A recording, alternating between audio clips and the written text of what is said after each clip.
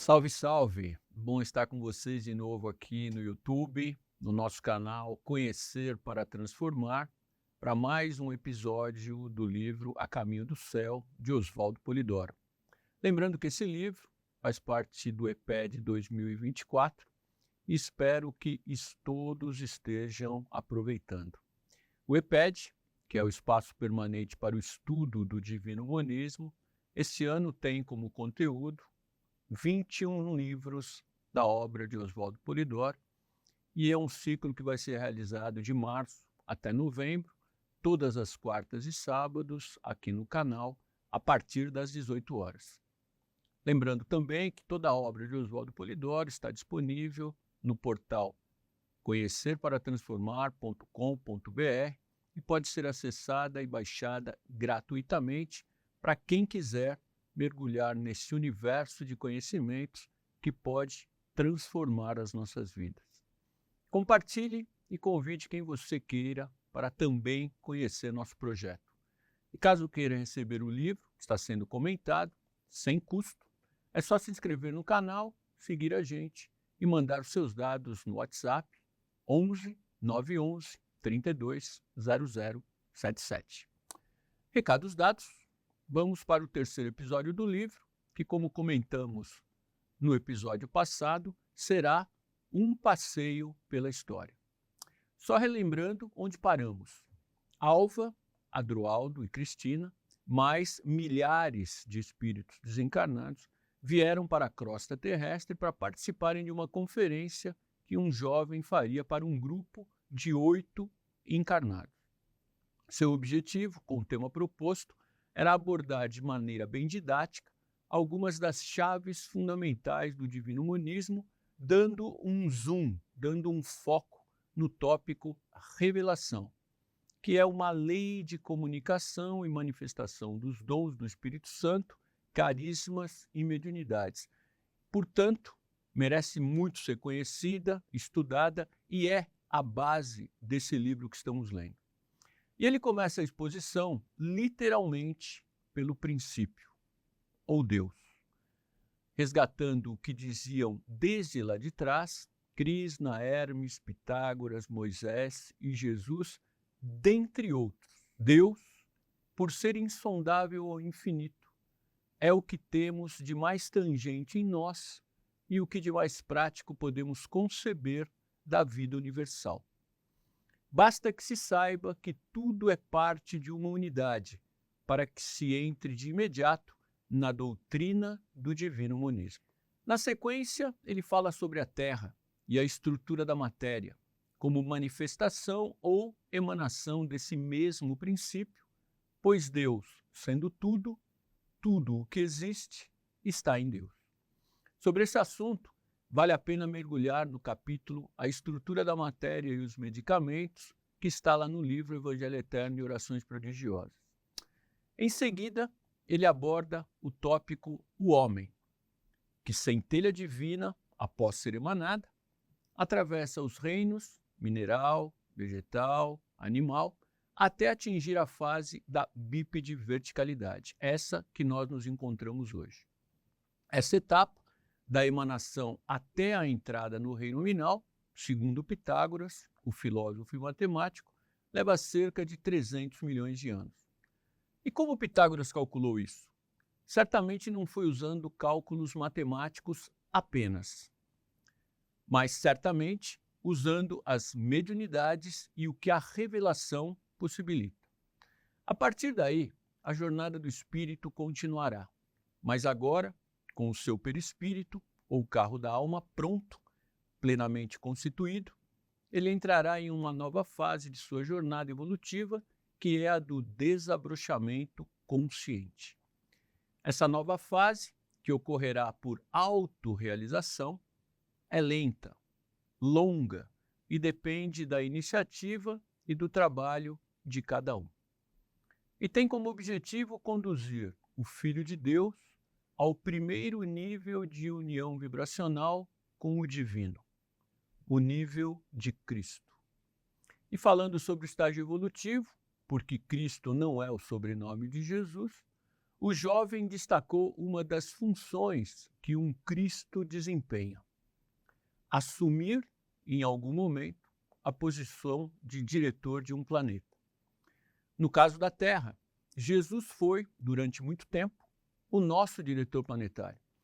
Ele também teve a função de verbo construtor, pois com seu conhecimento, tamanho e autoridade, movimentou as leis, trabalhou os elementos do que conhecemos como matéria, que são essência, luz divina, energia, éter, substância, gás, vapor, líquidos e sólidos, para que mais uma casa cósmica, no caso a Terra, viesse a existir. E como ensinava Oswaldo Polidoro, em Deus não existem mistérios, enigmas ou milagres. Tudo é uma questão de leis, elementos e fatos. Mas além da responsabilidade de conduzir uma humanidade, grandes vultos como Jesus são sempre grandes educadores. Há 2000 anos, Jesus reencarnou com a seguinte missão: deixar o exemplo para toda a humanidade de como viver a lei de Deus, os 10 mandamentos no dia a dia, entre irmãos, e também dar cumprimento à promessa feita no Velho Testamento de generalização ou abertura para todos do cultivo dos dons mediúnicos ou dons do Espírito Santo, o conhecido batismo de Espírito. E sobre esse tema, não deixem de ler o capítulo A Vida de Jesus, o Cristo Divino Molde, que também está no livro Evangelho Eterno e Orações Prodigiosas, disponível gratuitamente, como já falamos, no portal conhecerparatransformar.com.br. E para realizar tal missão, Jesus contou com uma estrutura divina de trabalhadores, formada por legiões e legiões de espíritos. A conhecida mensageria espiritual do bem, ou mensageria divina, como podemos ler lá no Evangelho de João, capítulo 1, versículo 51, quando Jesus se referiu a esses trabalhadores dizendo: na verdade, vos digo que daqui em diante vereis o céu aberto e os anjos de Deus subindo e descendo sobre o Filho do Homem. Lembrando que anjo, espírito ou alma querem dizer a mesma coisa. Claro que não podemos esquecer dos espíritos reencarnados que estiveram com Jesus durante toda a sua reencarnação. Não só os apóstolos, os mais conhecidos, mas todos aqueles que trabalharam e até morreram pela doutrina do caminho. Mas continua o jovem a sua palestra. No comando dessas legiões, subordinados ao Cristo, estão os imediatos do Senhor, aqueles espíritos ou seres já emancipados espiritualmente, que são vitoriosos sobre si mesmos. A partir daí, começou a falar então dos reveladores, chamando esses espíritos de funcionários designados, dizendo que nunca vieram ao mundo, em tempo qualquer, informante algum, sem ser em função de autoridade. Esses espíritos não são especiais, nem são únicos. Esses espíritos são delegados ou autorizados pela providência divina a assumirem tais tarefas em função do nível evolutivo conquistado, do conhecimento adquirido e da consciência do trabalho a ser realizado. De tempos em tempos, reencarnam para cumprirem missões e entregarem informações vindas diretamente da providência divina e da direção planetária. E ao comentar sobre a direção planetária e o seu diretor, no caso Jesus, destacou sobre a outra marca ou característica de um Cristo que reencarna para uma grande missão, qual seja, vir com todos os dons mediúnicos ativos ou sem medida. Foi exatamente essa condição que habilitou Jesus a realizar aqueles fenômenos maravilhosos, os ditos milagres, como a multiplicação de pães e peixes, curas de paralíticos e cegos e tantos outros. E chegamos no tópico central da exposição, a lei de revelação. 3 foram os aspectos que o jovem destacou: O batismo de espírito, a possibilidade de todos no planeta desenvolverem e usarem os dons mediúnicos com liberdade. Paulo de Tarso e seu incansável e inclusivo trabalho de divulgação dos ensinamentos deixados por Jesus. E os dons mediúnicos, do ponto de vista histórico, conceitual e prático. E ele começa fazendo uma advertência e uma provocação, dizendo: quem lê o 2º capítulo do livro dos Atos dos Apóstolos encontra a promessa de Jesus executada. Não irei citar o texto por ser obrigação de todo e qualquer cidadão do mundo conhecer esse grande fato na história espiritual da Terra em sua feição religiosa. É exatamente nesse momento do passeio doutrinário que o jovem comenta sobre o grandioso trabalho dos apóstolos após a ressurreição de Jesus e o que acontece a partir da festa de Pentecostes, quando Jesus, desencarnado ou em espírito, comanda a generalização do cultivo dos dons mediúnicos para toda a carne. A propósito, e eu concordo com ele, todos devem ler o livro dos Atos, capítulos 2. Bora ler? O segundo tópico dessa parte da palestra é sobre o trabalho de Paulo de Tarso, aquele que não conheceu nem conviveu com Jesus, mas que foi talvez o maior dos apóstolos na divulgação do que Jesus deixou. Ele começa dizendo o seguinte, para deixar claro a importância do trabalho desse apóstolo: não gastei um capítulo especial para Moisés, nem para outros insignes vultos da antiguidade, mas terei muito prazer em falar mais especificamente de Paulo, o grande convertido. Paulo sondou, auscultou, experimentou, tirou conclusão e passou toda a vida a disseminar o que pôde sobre o batismo de Espírito Santo. Mas a vida de Paulo foi bem difícil. Teve de enfrentar a vaidade de alguns discípulos, pois lhe queriam negar condições de apostolado por não ter seguido a Jesus em vida. Teve de discutir com eles, porque a manifestação mediúnica se processava sobre os ditos crentes e os ditos gentios, coisa que feria o egoísmo de alguns e os pseudo-privilégios de outros. E também enfrentou ele os religiosos profissionais, os políticos e os agentes do Império Romano. A vida de Paulo não foi nada fácil. E por que tanta dificuldade? Por conta daqueles fatores que, conforme Oswaldo Polidoro adverte, se mal controlados, podem levar a centelha espiritual a estados vibracionais, morais e físicos de desequilíbrio, de necessidade e de dor. São eles: egoísmo, orgulho, vaidade, prepotência, poder, dentre muitos outros, tudo junto e misturado, e nada muito diferente do que a humanidade continua cultivando e valorizando nos dias de hoje. É ou não é verdade? E chegamos ao terceiro tópico, os dons mediúnicos. E sobre essas ferramentas ou virtudes, o jovem comentou que, quando desenvolvidos e praticados corretamente, são extremamente úteis para divertir, ilustrar e consolar.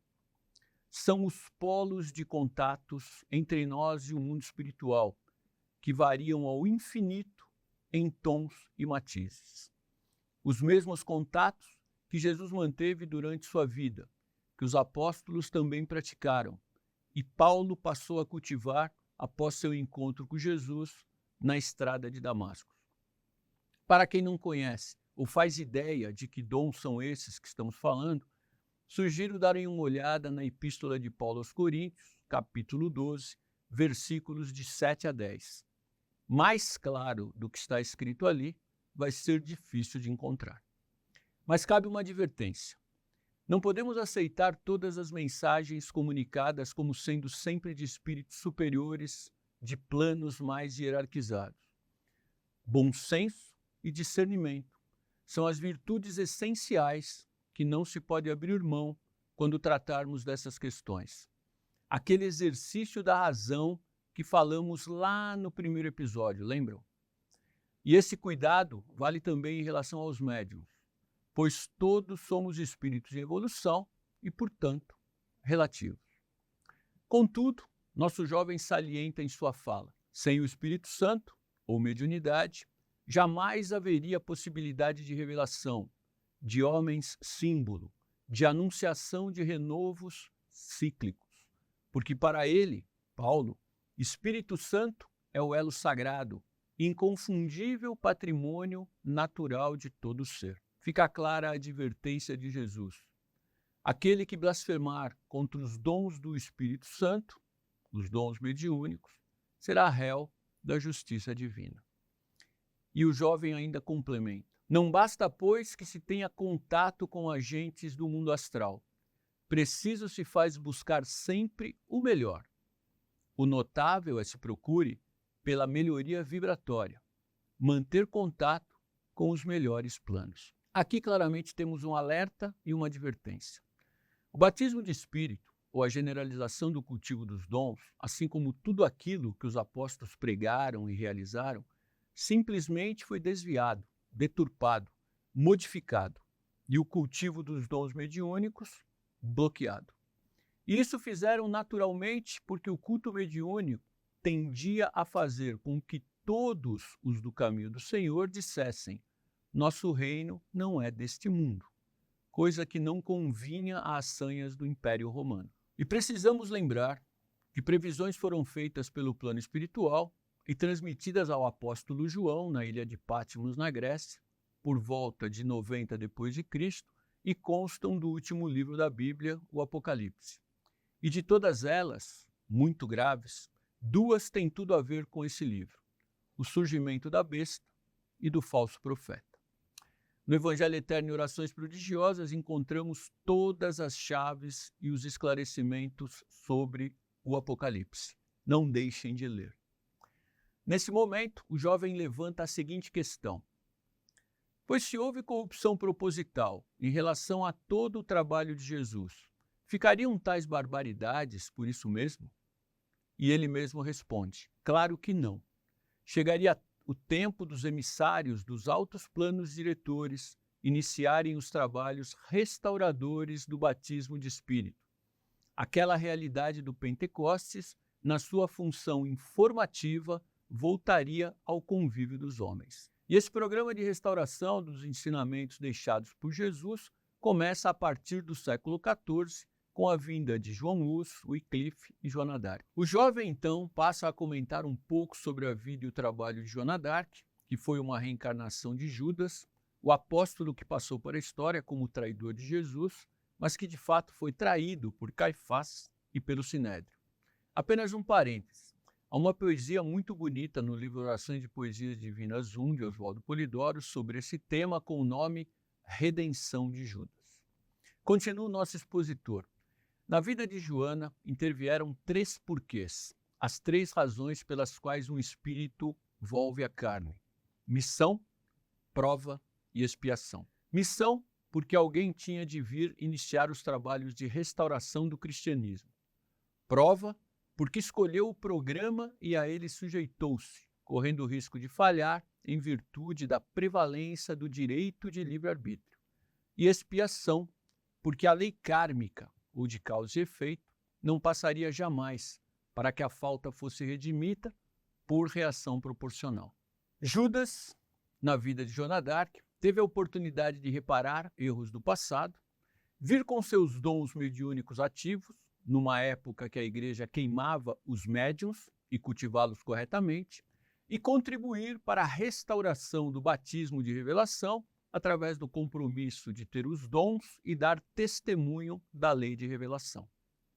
Mas, com a experiência de Joana, ficou reconhecido pelos altos escalões espirituais que o fenômeno em si, sem a preparação do ambiente intelecto-moral, nada poderia lavrar de sólido. Tudo que Joana d'Arc realizou através da revelação e da prática dos dons mediúnicos não foi suficiente para chamar à razão a população da época e gerar uma mudança de comportamento. E por conta dessa realidade, que nos céus mais elevados da Terra, nas zonas governantes, programas foram traçados.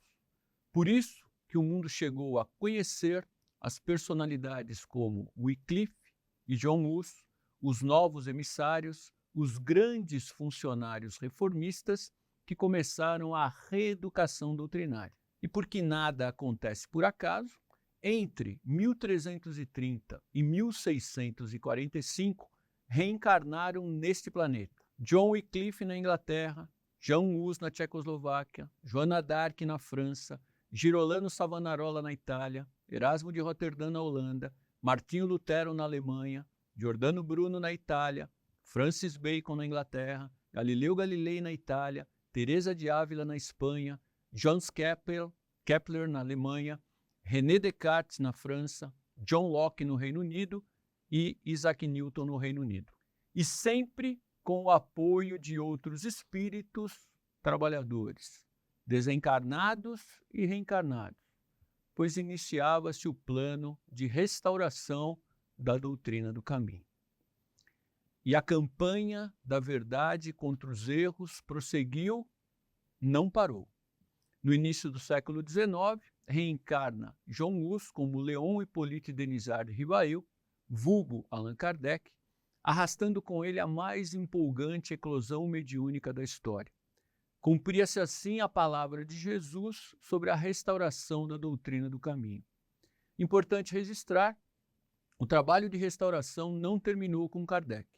Conforme mensagem do plano espiritual que ele recebeu em 10 de junho de 1860, em sua casa, pela médium Sra. Smith, e que consta do livro Obras Póstumas, podemos ler: Tu não ficarás por muito tempo entre nós, é necessário que voltes para completar a tua missão, que não pode ficar concluída nessa existência. Se fosse possível, continuarias aí, mas é preciso obedecer à lei natural. Ficarás ausente por alguns anos, e quando voltares, sê-lo-á em condições que te permitirão trabalhar com mais êxito. Em observação, apontou Kardec. Calculando aproximadamente a duração dos trabalhos que me restam e levando em conta o tempo de minha ausência, o da infância e o da juventude, até a idade em que o homem pode desempenhar um papel no mundo, a minha volta deverá ser para o fim deste século ou para o princípio do outro. Consta lá no livro Obras Póstumas, páginas 227 e 228. Ele deveria retornar para concluir a obra, e isso aconteceu no século passado. Em 5 de junho de 1910, reencarna como Oswaldo Polidoro em São Paulo, no Brasil, e conforme prometido, conclui sua obra deixando a doutrina do caminho restaurada e atualizada. E assim nosso expositor encerra esse passeio pela história, como ele chamou, sem contudo deixar de reforçar a importância de se buscar sempre o conhecimento da verdade e a prática sadia dos dons mediúnicos através da revelação. A gente vai ficando por aqui, esperando que vocês tenham aproveitado mais esse episódio. Lembrem-se que o conhecimento transforma e confere autoridade, por isso pedimos a todos para curtirem, compartilharem e convidarem outras pessoas para se juntarem a nós nessa jornada. Fiquem conosco, porque no próximo e último episódio contaremos o que aconteceu com Adroaldo depois dessa reunião, seu primeiro trabalho sozinho no mundo espiritual e um caso muito interessante da cura de uma menina que precisava continuar reencarnada. A gente se vê por aqui. Até mais.